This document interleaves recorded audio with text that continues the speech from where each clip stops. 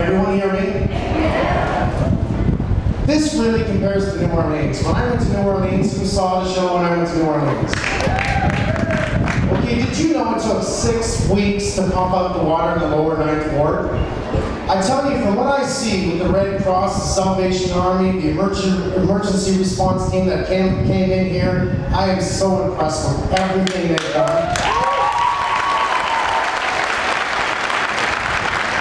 The volunteers that have stepped out and do what they need to do.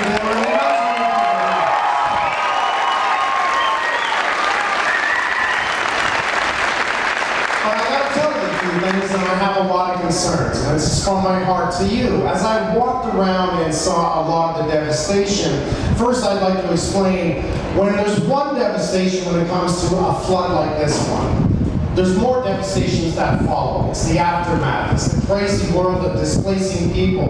It's the worry about the people around you. It's the worry about the things you've lost in your home, seeing whether or not you can get anything back. That's the second one.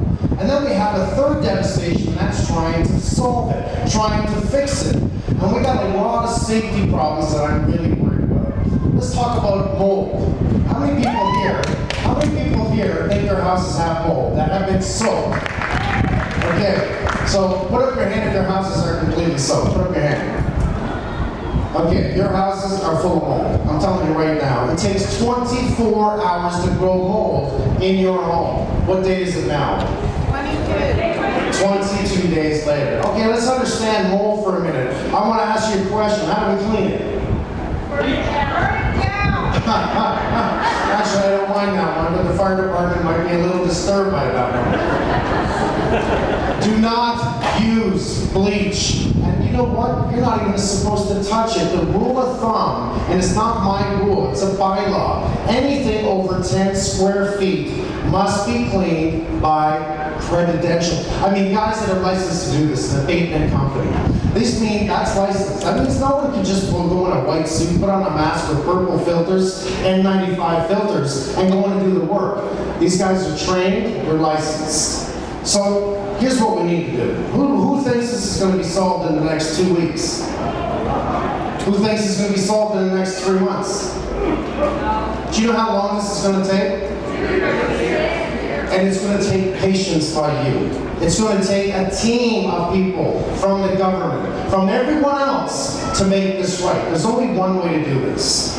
That's your patience. If you think you can just go in, I saw houses today, they were turning on electricity. And let me tell you, when the panel's underwater, it needs to be replaced. Every receptacle, every switch, it needs to be replaced. And your electricity should not be turned on until someone with a licensed electrical contractor signs off on this. Let's talk about your furnace. You can't turn on your furnace if it's been underwater. It needs to be replaced.